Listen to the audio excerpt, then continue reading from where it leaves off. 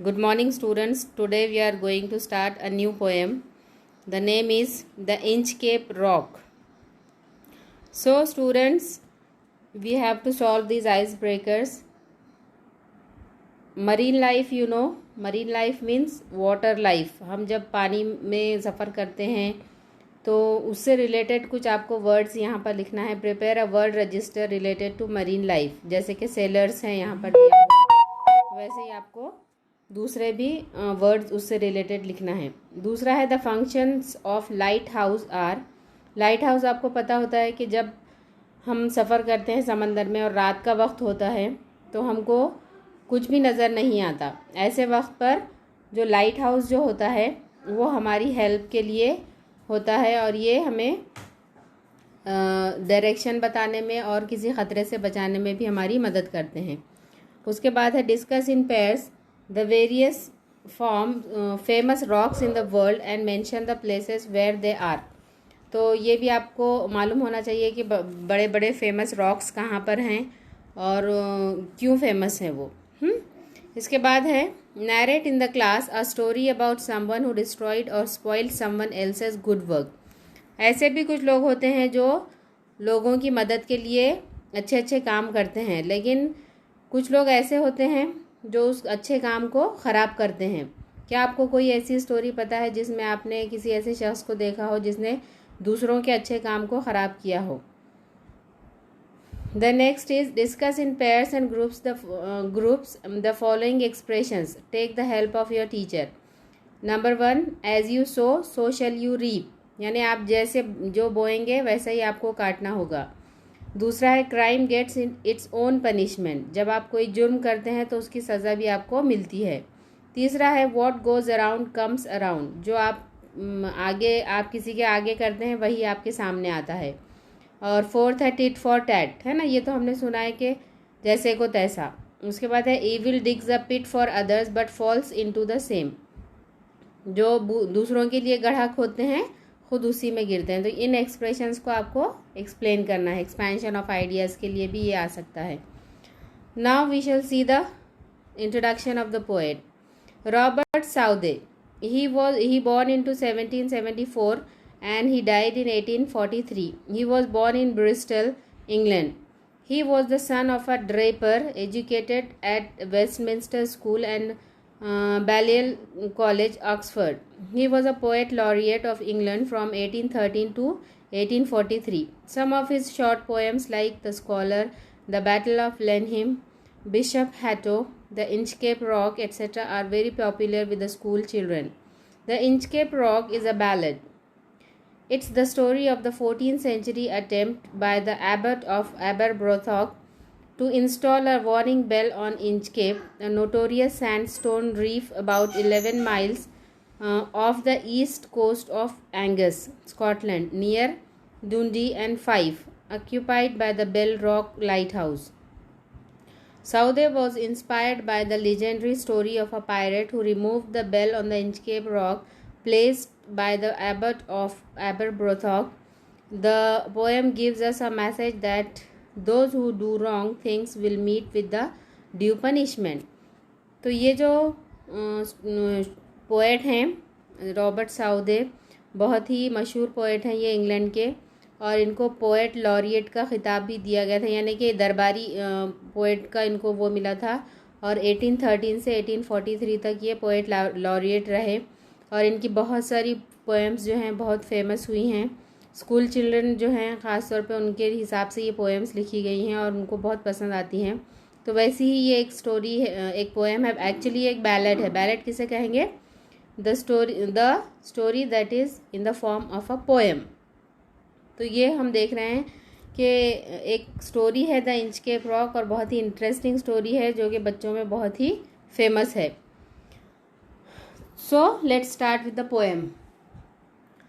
No stir in the air, no stir in the sea. The ship was as still as she could be. Her sails from heaven received no motion. Her keel was steady in the ocean. तो first stanza में हम देखते हैं कि वहाँ की जो मंजरकशी की जा रही है समंदर की, कि समंदर में कोई हलचल नहीं थी, ना हवा चल रही थी और न लहरें उठ रही थी।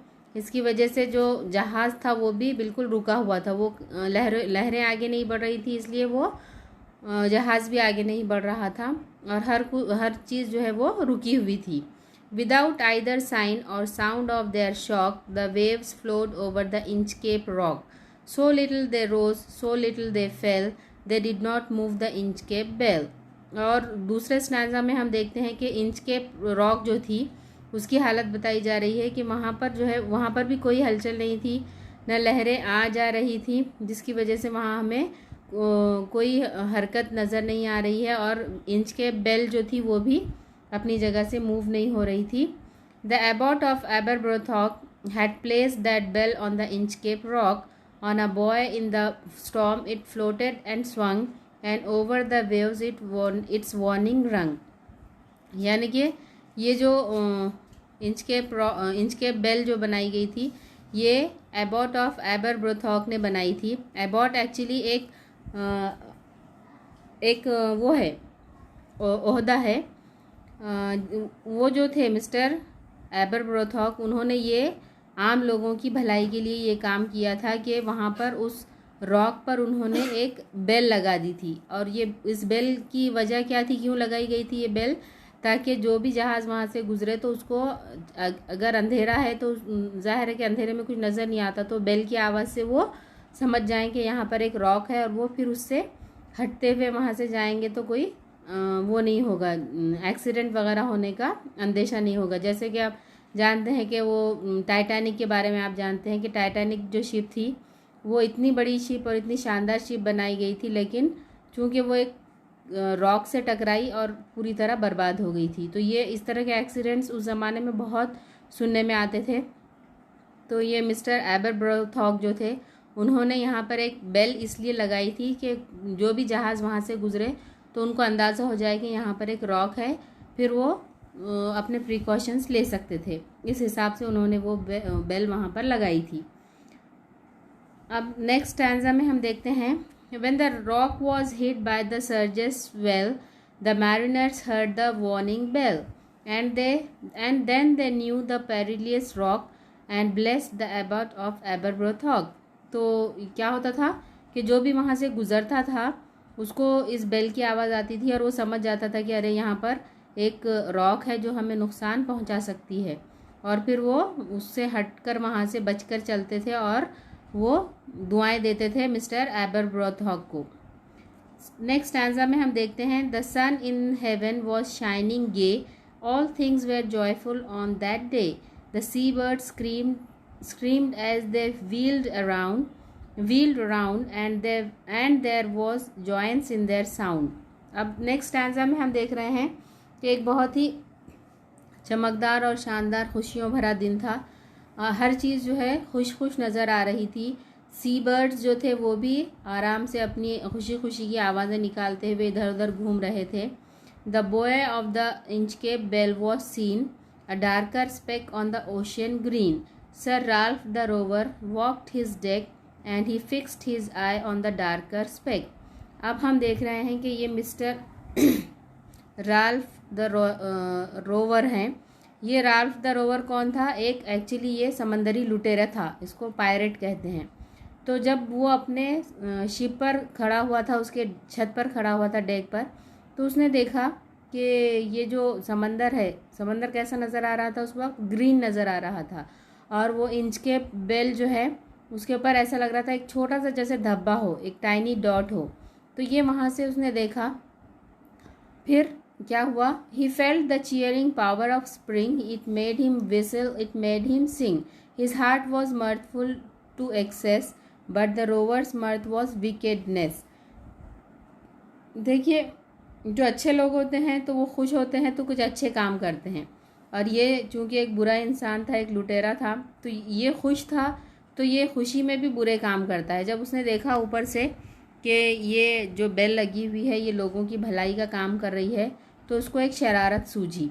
His eye on the Inchcape float, quoth he, my man put out the boat and row me to the Inchcape rock and I will plague the abbot of एबरब्रोथॉक।